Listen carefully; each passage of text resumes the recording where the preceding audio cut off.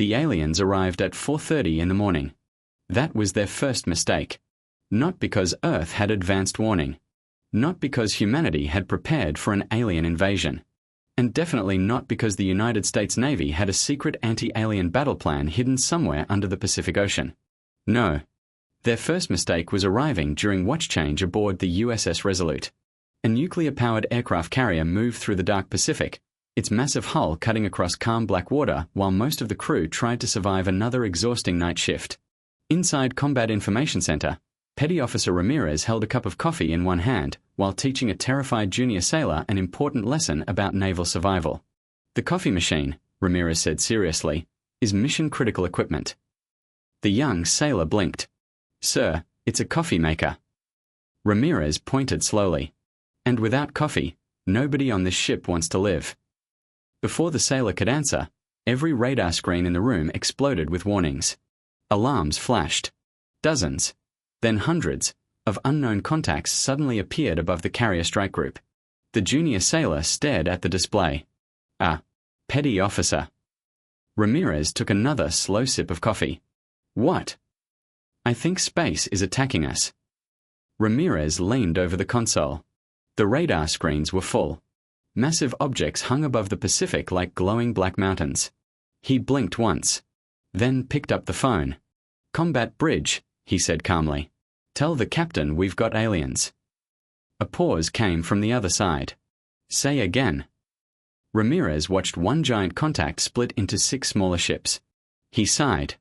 Correction. We've got aliens with a plan. That was worse.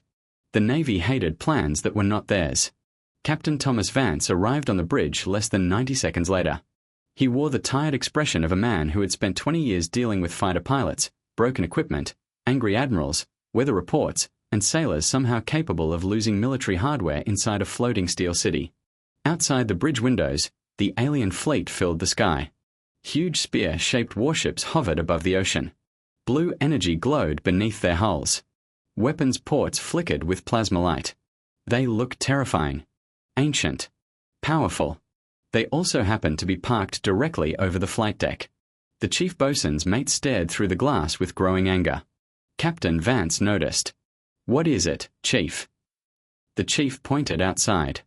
They're over my deck. Yes, Chief, Vance answered carefully. They're invading Earth. I just had that deck cleaned. The bridge fell silent. Then every communication speaker on board the carrier suddenly activated at once. A deep, distorted alien voice thundered across the ship. People of Earth, your oceans now belong to the Vrath Dominion. Surrender your war vessels and prepare for processing. Nobody spoke for several seconds.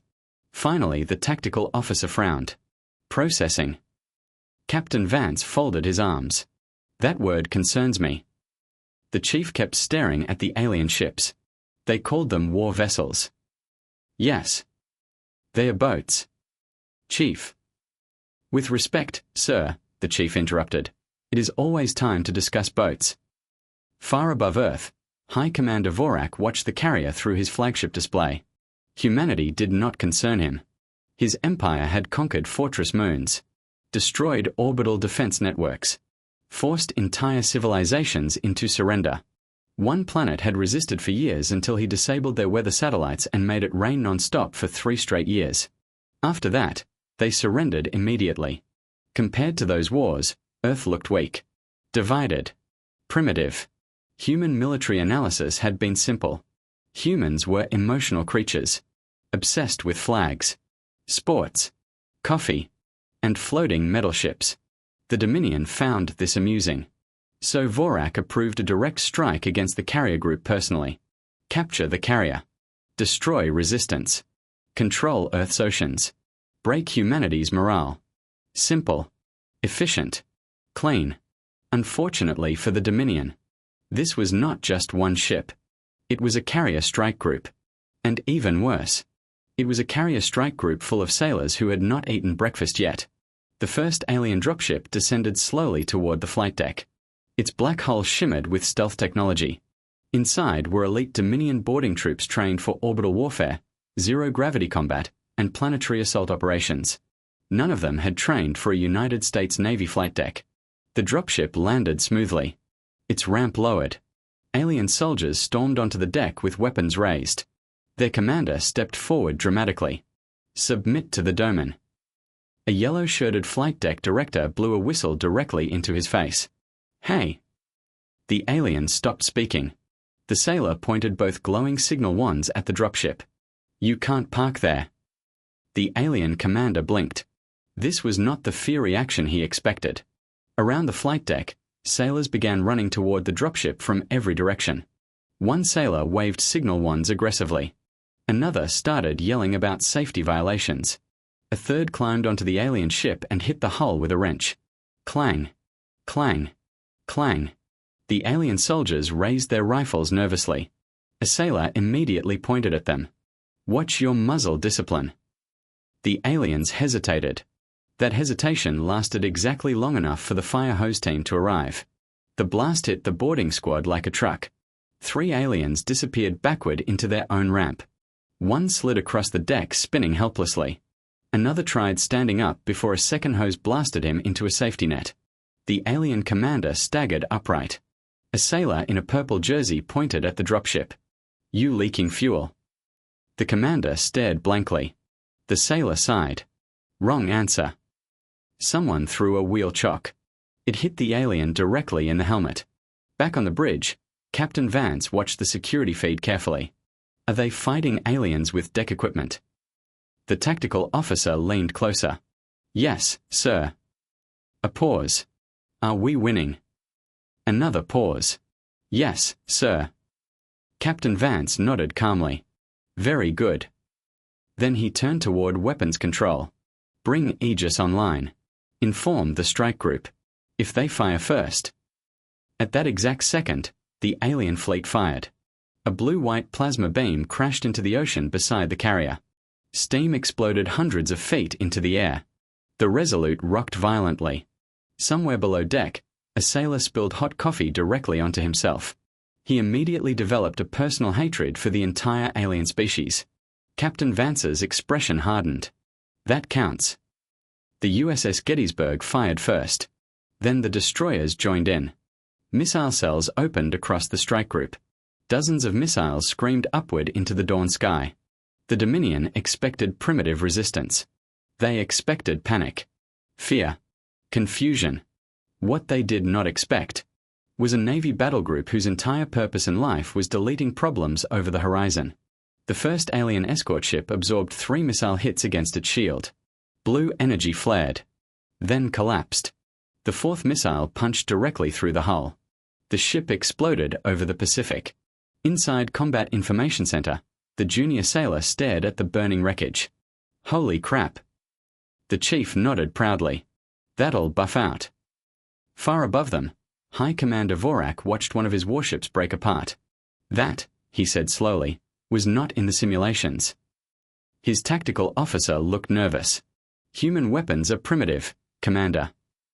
Another missile slammed into a destroyer-sized alien ship, but extremely committed.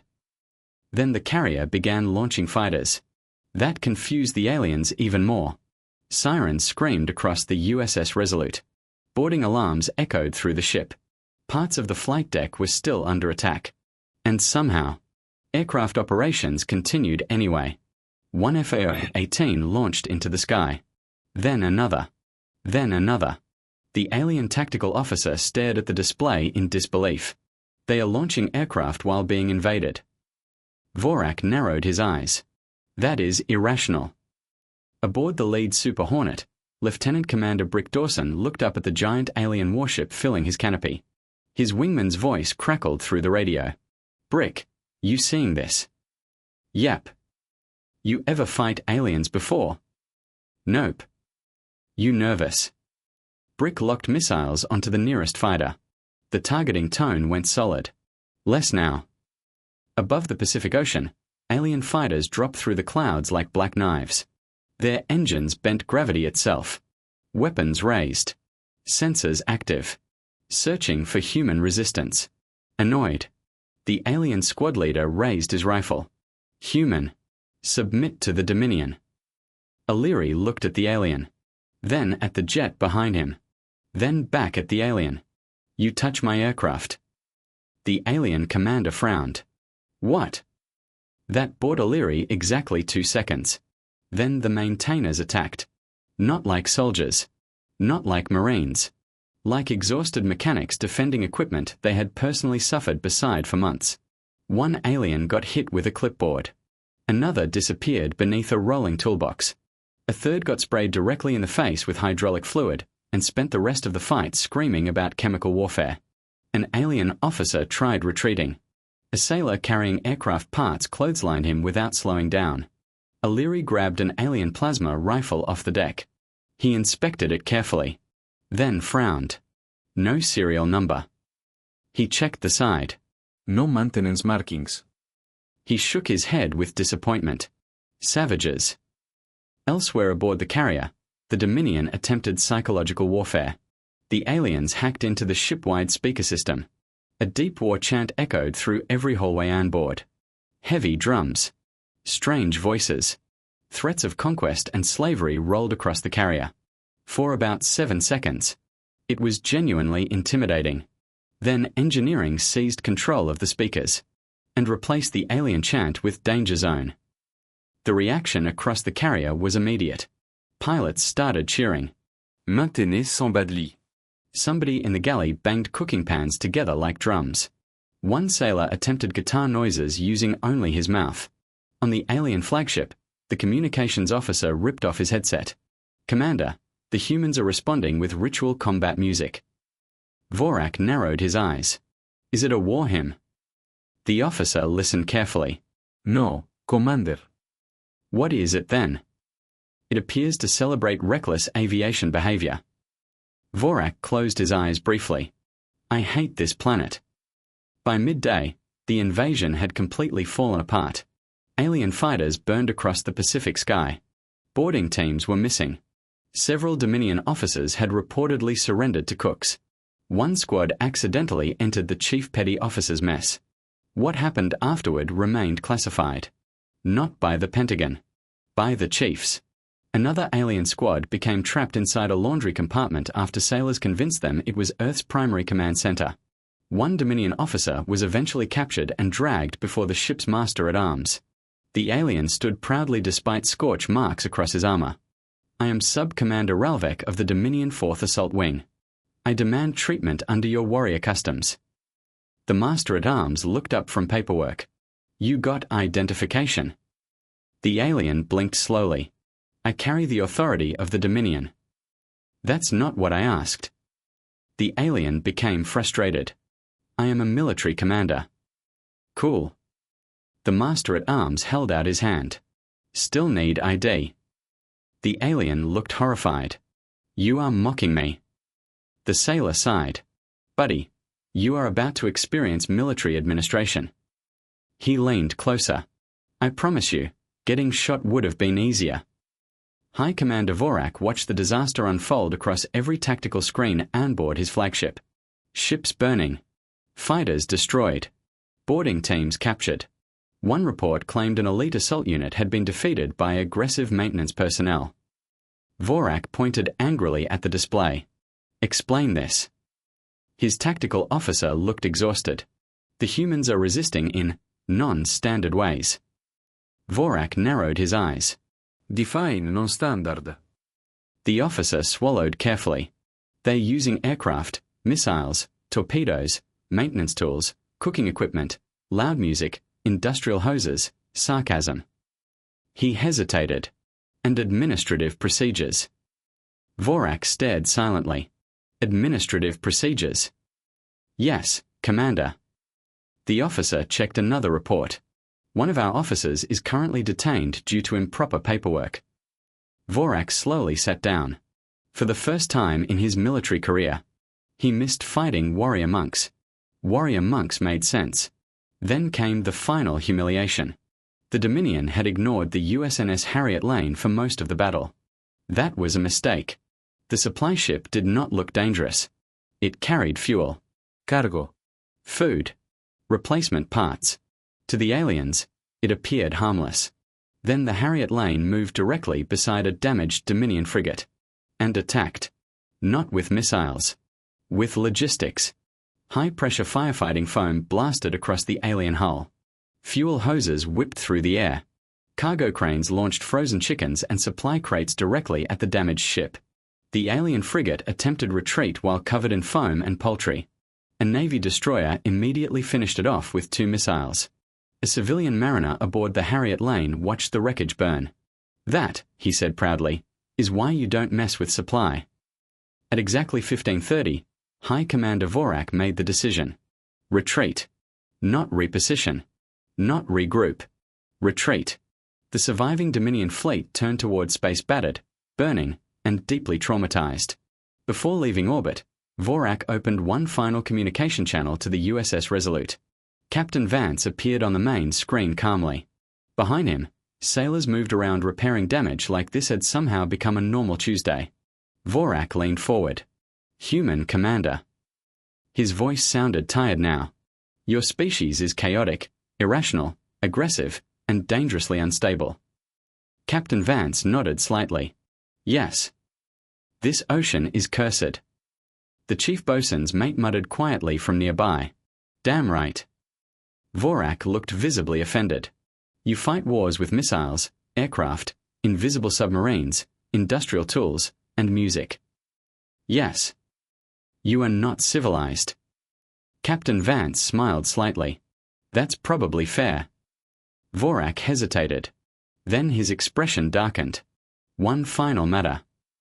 Vance raised an eyebrow. "One of your personnel painted a crude image onto my dropship." The bridge became very silent. Captain Vance slowly turned toward the chief. The chief looked away immediately. "Could have been anybody, sir." The transmission ended. The alien fleet retreated into space. On the flight deck below, sailors cheered as forklifts dragged a captured alien dropship into a parking space marked perfectly between deck lines. Someone had already painted a name across the hull. USS Bad Idea. And 2 days later, the Pentagon held a meeting.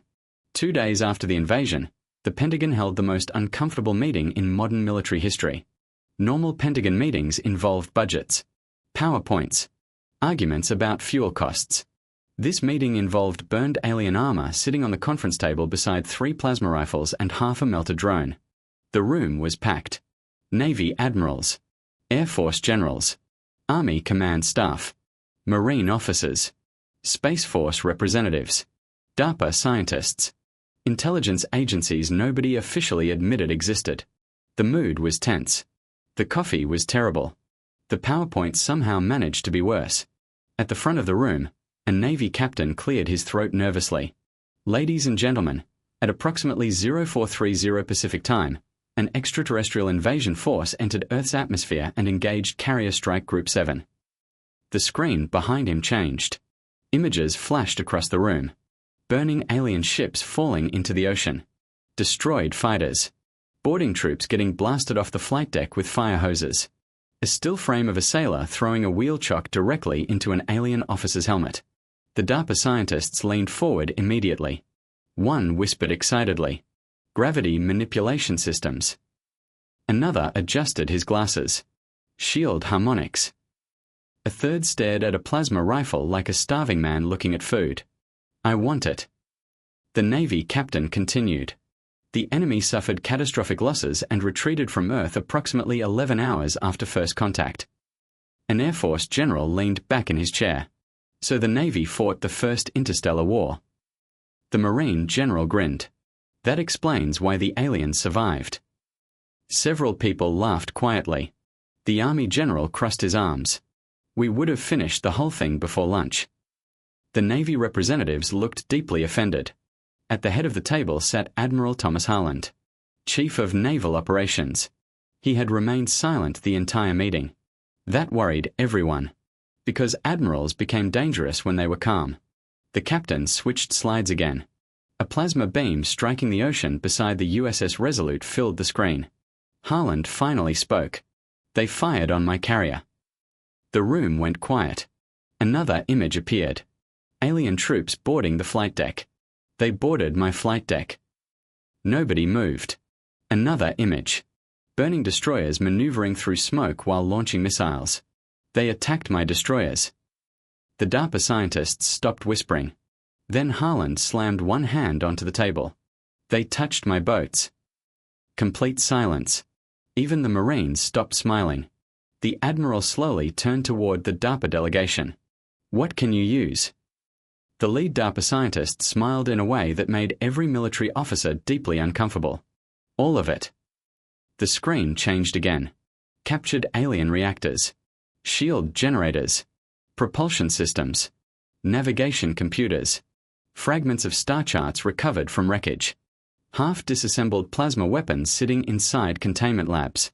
The scientists stepped forward eagerly. Their technology is advanced, but not magical.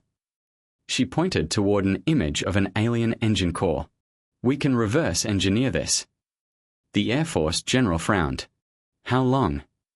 Years, she answered honestly. Maybe less if nobody sleeps. One scientist in the back immediately raised his hand. I volunteer. The Navy captain ignored him. The Space Force general leaned forward.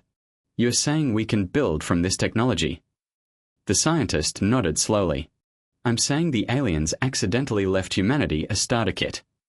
The entire room shifted. The mood changed instantly. This was no longer a survival meeting. This was planning. The intelligence director activated another screen. Recovered star maps appeared across the wall. Red markers glowed deep in unexplored space. We have partial retreat vectors from the Dominion fleet, the director explained. Combined with captured navigation systems, we can identify probable enemy territory. The Army general leaned forward slightly. So we know where they live. The Marine general smiled immediately. That's convenient. The Air Force general looked toward Admiral Harland. You understand this becomes a joint operation now. Harland slowly leaned back in his chair. Yes. Then he paused. But the Navy gets the ships. The Air Force general opened his mouth. Harland raised one finger. They touched my boats. The Air Force general decided survival was more important than arguing. The DARPA scientist changed the screen again. A massive warship appeared. The room stared. It looked human. But wrong. Angular armor. Heavy weapon mounts. Carrier launch systems. Alien propulsion sections integrated into the hull. A brutal fusion of aircraft carrier, destroyer, and orbital siege platform. Across the bottom of the screen were the words, Expeditionary Strike Vessel, Prototype Concept. The Marine General leaned closer. Can it carry Marines? The scientist nodded. A lot of Marines. Excellent. The Army General spoke next. Armor support. Yes. Excellent. The Air Force General folded his arms. Can it launch fighters? Lots of them. The Air Force General nodded. Science is acceptable. The Space Force representative stared at the ship design carefully. What's the operation called? The room became quiet. Everyone looked toward Admiral Harland. The Admiral stared at the frozen image of the alien fleet retreating from Earth. His expression remained calm, which somehow made it worse. Finally he spoke. Operation Payback. Nobody objected. Unofficially, the Navy had already chosen another name. Operation They Touched the Boats. Within weeks, the Pacific Ocean became the largest salvage operation in human history. Navy divers recovered alien wreckage from the ocean floor. Submarines guarded recovery zones. Destroyers patrolled the surface. Carrier aircraft circled overhead constantly. Every recovered alien component went through the same process. Tag it. Seal it. Fly it somewhere classified. Argue over who owned it. Then argue harder. DARPA dismantled alien reactors. Navy engineers studied shield systems. Space Force analysts decoded navigation data. The Air Force attempted to claim anything capable of flight. The Navy told them to submit paperwork. The Marines repeatedly asked when they could invade something. The Army asked whether alien tanks existed. Nobody answered quickly enough. That made the Army suspicious. Across the United States, military production changed overnight. Shipyards expanded. Weapons laboratories disappeared behind classified security zones. Research budgets exploded so violently that government accountants started speaking in whispers. The first human gravity drive prototype exploded after 6 seconds. The second survived 12. The third accidentally launched itself through a hangar roof. The fourth one worked. Barely. That was enough. Humanity had learned several important things from the invasion. The Dominion was powerful, cruel, advanced, but they had also made one catastrophic mistake. They came to Earth. They attacked the Navy. They touched the boats. 2 years later, Admiral Harland walked back into the same Pentagon briefing room. This time the atmosphere felt different. Focused. Sharp. Hungry. The screen activated. A massive warship appeared above the table. Dark armored hull. Carrier launch bays. Heavy spinal weapons running the length of the ship. Alien propulsion systems glowing beneath human steel. The room stared silently. The lead DARPA scientist stood beside the image looking exhausted, caffeinated, and extremely proud. "Ladies and gentlemen," she announced, "this is the first operational prototype." The ship's name appeared beneath the image. USS Retribution. The Marine General chuckled softly. Subtle. Admiral Harland stood slowly. "What's her status?" The scientist smiled. "Ready for trials." The intelligence director activated another screen. Dominion territory markers glowed deep across unexplored space. "And after trials," he said carefully, "we build a fleet." The room became silent again. Not nervous. Determined. Admiral Harland stared at the star map. Somewhere out there. High Commander Vorak believed humanity had been contained. The Dominion believed Earth would stay frightened behind its atmosphere. They believed retreat had ended the conflict. They were wrong. Harland adjusted his uniform calmly. "Then we find them." He looked around the room. "The Navy leads the way." He pointed toward DARPA. "You give us the tools." Then toward everyone else. "And the rest of you bring the pain." The Marine General grinned immediately. The Army General cracked his knuckles. The Air Force General already looked like he was naming fighter squadrons in his head. The Space Force General simply nodded once. About time.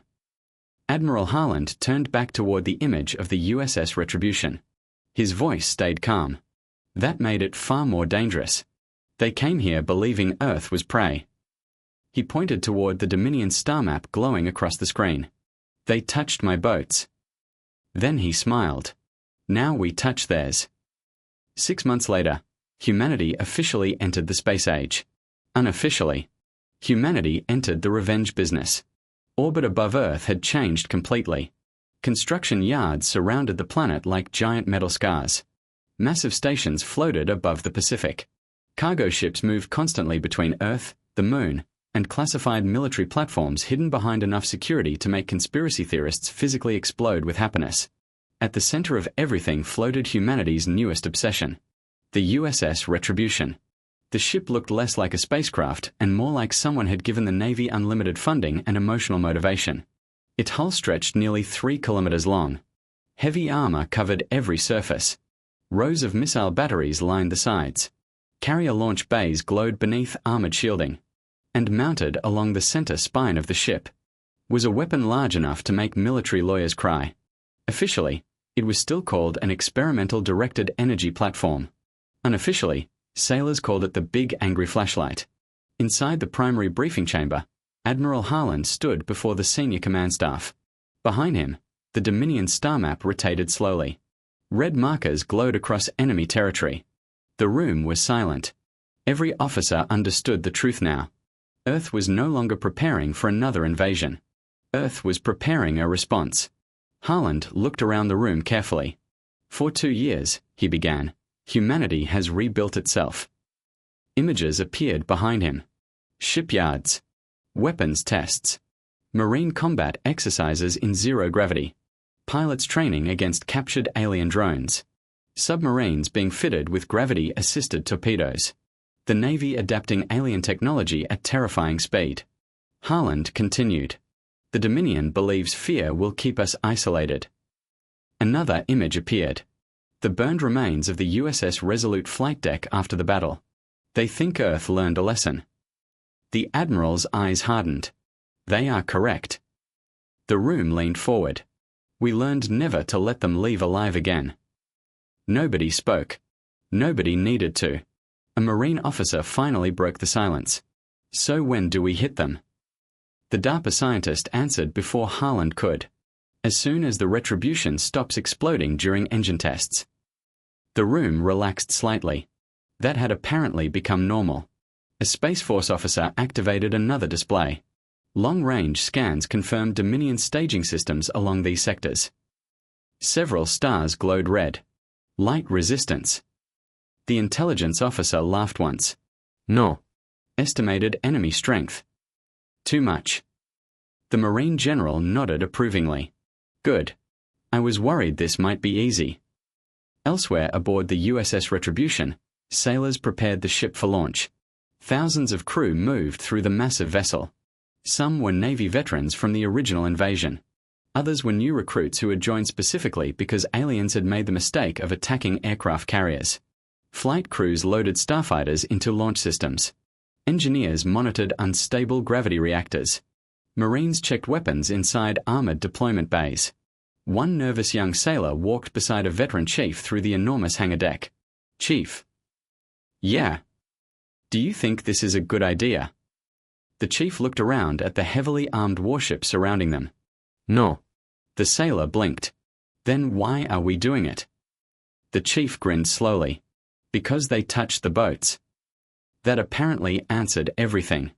Deep beneath the Retribution, engineers monitored the alien-enhanced reactor systems. The engines hummed with barely controlled power.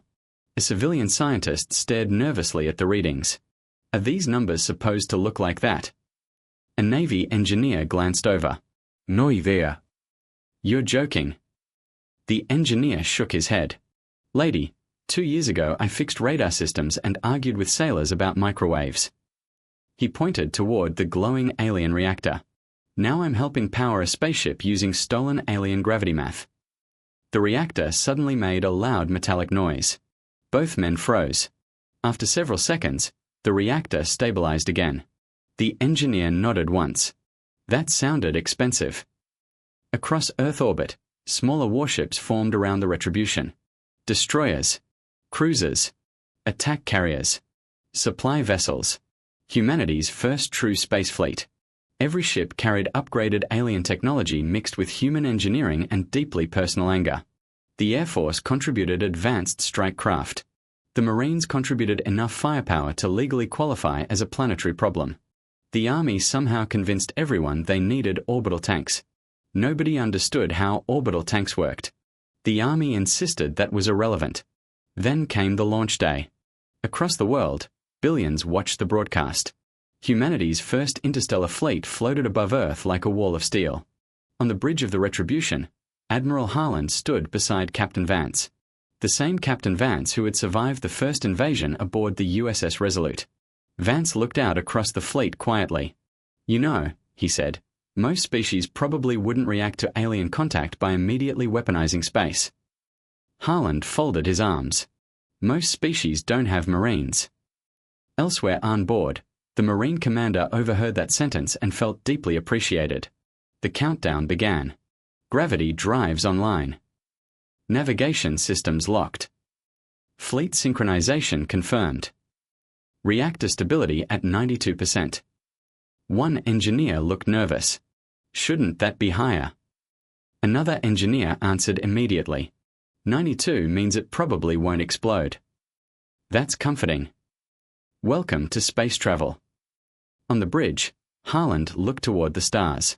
Somewhere out there was the Dominion, the species that attacked Earth, the empire that believed humans would stay afraid, the civilization that touched Navy boats and somehow survived the experience.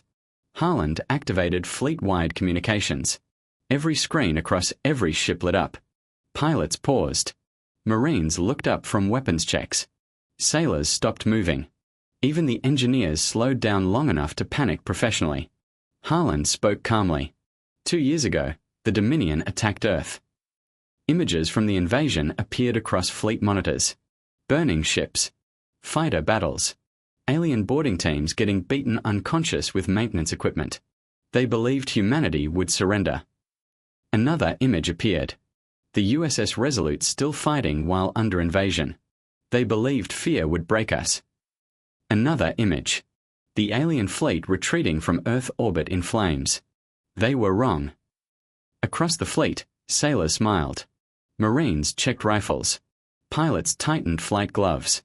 Harlan's voice lowered slightly. They crossed an ocean to attack our world. He paused. So now we cross the stars to return the favor. The bridge remained silent. Then one voice quietly spoke across an open marine channel. Aura. Several others joined immediately. Then pilots started cheering. Then sailors. Then the entire fleet erupted. Harlan let the noise continue for several seconds. Then he raised one hand. Instant silence returned. His expression hardened. Set course for Dominion territory. The navigation officer swallowed. Yes, Admiral. Gravity drives ready. Harlan looked forward. Execute. Across the fleet, space itself bent. Blue-white energy surrounded the human ships. Gravity twisted violently around each hull. For one impossible moment, Earth's first interstellar fleet seemed to tear reality apart. Then humanity vanished into the stars. Far away, inside Dominion-controlled space, an automated listening station detected something unusual. A massive gravitational disturbance. Unknown signatures. Hundreds of vessels exiting faster than light travel simultaneously. Dominion operators stared at their displays in confusion. One officer frowned. Identify approaching fleet. The system processed briefly. Then froze. A warning symbol appeared across every screen. Unknown military power detected. The Dominion officer looked nervous. That's new. Moments later, another signal arrived. Human. The transmission automatically opened. Admiral Harlan appeared on the screen. Calm. Cold. Wearing a United States Navy uniform. Behind him floated the largest war fleet humanity had ever built. Harlan looked directly into the camera. This is Admiral Thomas Harlan of the United Earth Fleet. He paused briefly. You came to our world uninvited. Dominion personnel exchanged confused looks. Harlan's eyes narrowed slightly. Now we are returning the visit. Then behind him, the USS Retribution powered up its main spinal weapon for the very first time. The main weapon of the USS Retribution lit up like a second sun. Blue-white energy surged across the massive spinal cannon running the length of the ship. Warning alarms screamed across Dominion space stations. Power readings climbed higher. And higher. And higher. One terrified Dominion officer stared at the numbers in disbelief. Commander. The station commander looked up sharply. What? I don't think that weapon is supposed to exist. Across the human fleet, every ship held formation. Destroyers guarded the flanks. Marine assault carriers waited behind heavy cruisers. Strike fighters sat ready inside launch bays. Humanity had crossed the stars for the first time, and immediately arrived fully armed. On the bridge of the Retribution, Admiral Harlan stood perfectly still while officers monitored the enemy station ahead. Captain Vance glanced toward the giant weapon charging outside the forward view screen. You know, he said carefully, there are probably more diplomatic ways to introduce ourselves. Harlan folded his arms. They invaded Earth. That is true. They touched the boats. That is also true. The targeting officer turned slowly in his chair. Sir, spinal cannon charged. The bridge became silent. Everyone knew the significance of this moment. Humanity's first shot beyond Earth. Captain Vance looked toward Harlan one last time. Target. Harlan stared at the Dominion military station hanging ahead of them. Send a message. The weapon fired. Space itself cracked with light. A massive beam slammed across the Dominion station, punching through shields instantly. Armor vaporized. The station split apart in complete silence. One half drifted away burning. The other simply disappeared. Across the fleet, stunned silence lasted about 3 seconds. Then the Marines started cheering. The Navy joined immediately afterward. One engineer quietly whispered, "Oh, that's what the giant button does." Inside Dominion territory, panic spread rapidly. Emergency signals flooded military networks. Unknown human warships had entered their space, destroyed a battle station in one shot, and were somehow broadcasting naval marching music across open frequencies. High Commander Vorak received the report aboard the Dominion capital world less than 10 minutes later. He listened silently while officers explained the disaster. Then he stood slowly. The humans came here. Yes, Commander. With a fleet. Yes, Commander. Vorak stared at the tactical map. Human ships advanced through Dominion territory like predators entering a feeding ground. Several outer defense stations had already gone dark. One shipyard was reportedly destroyed by aggressive missile enthusiasm. Vorak looked physically exhausted. How? One officer answered carefully. They appear to have reverse-engineered our technology. Another officer swallowed nervously. And improved it. Vorak closed his eyes briefly. Of course they did. Back aboard the Retribution, humanity's counterattack accelerated rapidly. The Dominion expected careful military advancement, defensive caution, strategic hesitation.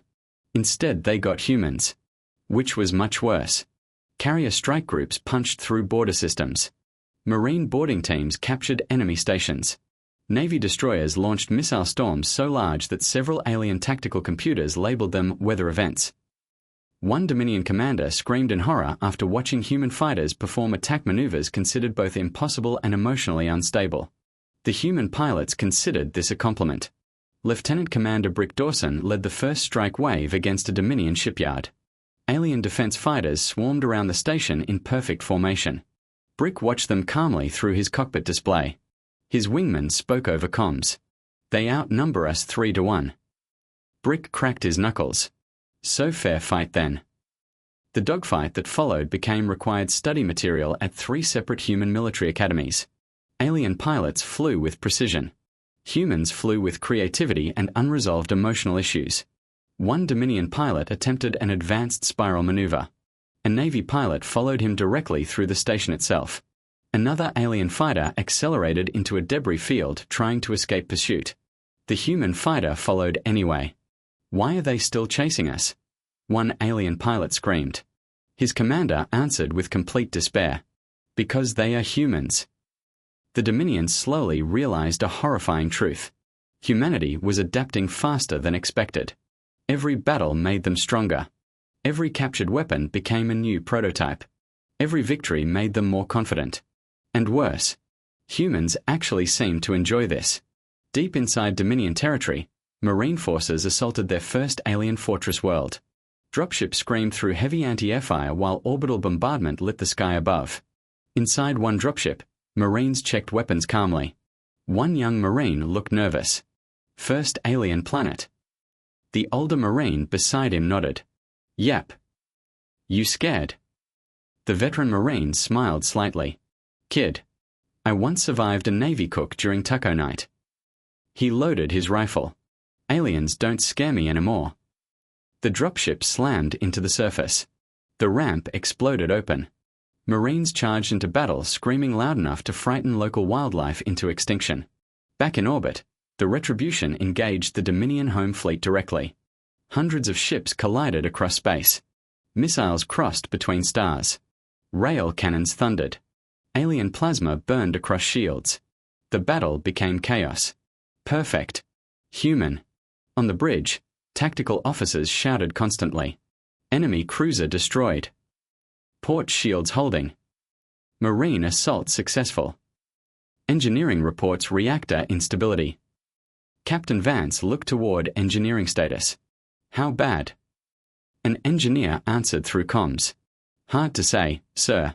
The reactor is making sounds we've never heard before. Dangerous sounds. A pause. Probably. Very well. Continue. At the center of the battlefield, High Commander Vorak finally faced humanity directly. His flagship emerged from hyperspace surrounded by elite Dominion warships. The massive vessel dwarfed everything around it. Vorak opened communications immediately. Admiral Harland appeared on screen calmly. Vorak looked furious. You followed us across the stars. Harland nodded once. Yes. You brought war to Dominion space. Yes. You are insane. Harland considered that briefly. Fair. Vorak leaned forward. You could have remained safely on your world. Harlan's expression hardened slightly. You attacked Earth. Vorak slammed one clawed hand against his command throne. It was a tactical operation. Harlan finally lost patience. You boarded a United States Navy aircraft carrier. The bridge behind Harlan became very quiet. Even Dominion officers sensed danger. Harlan stepped closer toward the screen. You fired on my destroyers. Silence. You invaded our ocean. More silence. Then Harlan pointed directly at Vorak. And worst of all. He paused. You touched the boats. Across the human fleet, thousands of sailors immediately cheered. Vorak looked genuinely confused. Why are the boats so important? Harlan stared at him for several seconds. Then answered with complete seriousness. Honestly, we are still figuring that out ourselves. Then the Retribution fired again. The spinal cannon ripped through the center of the Dominion flagship. For one impossible moment, the massive alien warship remained intact. Then the entire ship split apart in burning silence. High Commander Vorak disappeared in nuclear fire. Across Dominion space, panic spread instantly. Their fleet collapsed. Ships retreated. Defense lines broke. For the first time in centuries, the Dominion knew fear. The war officially lasted another 6 months. Humanity won. Not because humans were stronger. Not because they were more advanced. But because the Dominion made one catastrophic strategic mistake. They underestimated how personally humanity could take things. Especially the Navy. 5 years later, the USS Resolute remained in service. The famous carrier had become legendary across human space. The alien dropship captured during the invasion still sat proudly on the flight deck. USS Bad Idea. The drawing on the side had never been removed. Inside the ship's museum hall, new recruits listened while old veterans told the story again. How did humanity win the first interstellar war? The old chief smiled slowly. Easy. He pointed toward the ocean outside. They touched the boats.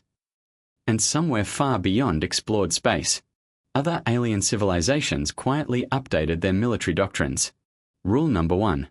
Do not invade Earth. Rule number 2. Absolutely do not touch the boats.